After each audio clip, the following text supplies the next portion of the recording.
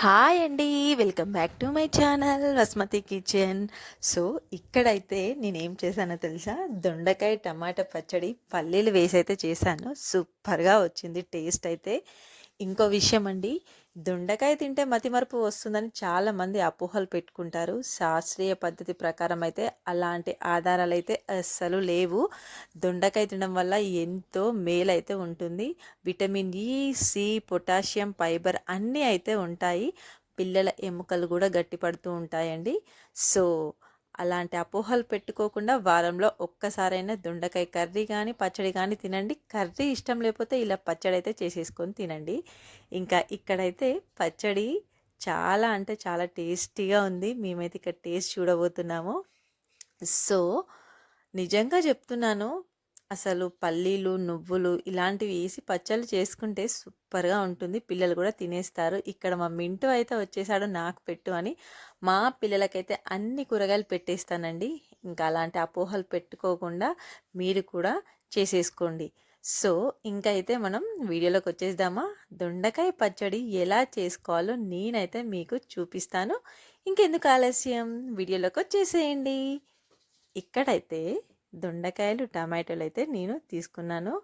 ఒక పావు దొండకాయ, ఒక 3 టమాటోలు అయితే మంచిగా ఫ్రెష్గా కడుక్కొని, ఇంకా నేను పచ్చిమిర్చి తొడుమలు తీసేసుకొని అన్నీ రెడీ చేసుకుంటున్నాను. ఇప్పుడు వీటిని అయితే మనము కట్ చేసేసుకుందాం. దొండకాయ పచ్చడి కానీ, బీరకాయ పచ్చడి కానీ నేను చాలా బాగా చేస్తానండి.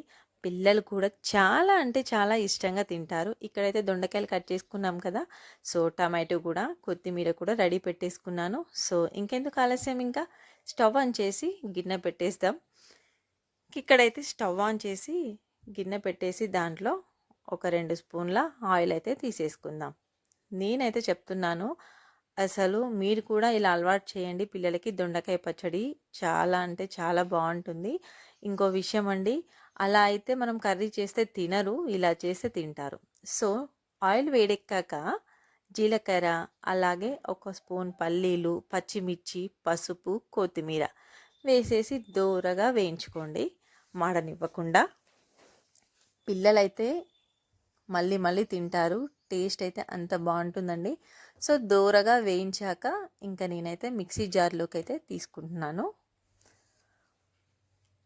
ఇలా తినడం వల్ల, దొండకాయ తినడం వల్ల రక్త ప్రసరణ కూడా చాలా బాగుంటుందండి. బ్లడ్ కూడా పెరుగుతుంది.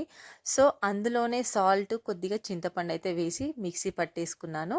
కచ్చా బిచ్చగా చూడండి, ఒక్క తిప్పు తిప్పాను అంతే. మనం దీంట్లో అయితే మళ్ళీ అదే గిన్నెలో దొండకాయ, టమాటో అయితే వేసేసి కొద్దిగా చిటికెడు పసుపు వేసి అయితే నేను ఇంకా దాంట్లోనే మాగనిస్తున్నాను.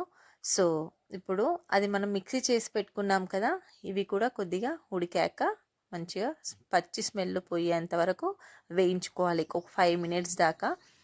ఇంకా 5 మినిట్స్ వేయించుకున్న తర్వాతకి మనము మిక్సీ జార్లో వేసేసుకొని మిక్సీ పట్టేసుకోవడమే. దొండకాయ పచ్చడైనా, బీరకాయ పచ్చడైనా మా పిల్లలు చేస్తున్నావు మమ్మీ అంటే ఇంకా అసలు వాళ్ళకు అవునా మమ్మీ చేసేసే అంటారు. అంత బాగా తింటారు మా పిల్లలైతే. సో ఇక్కడైతే చట్నీ అయితే రెడీ అయిపోయింది. ఇంకా పోపుకి సిద్ధం చేసేసుకోవడమే. మళ్ళీ సేమ్ అదే గిన్నె కొద్దిగా వాష్ చేసి మళ్ళీ పోపుకి అయితే సిద్ధం చేసేసాను.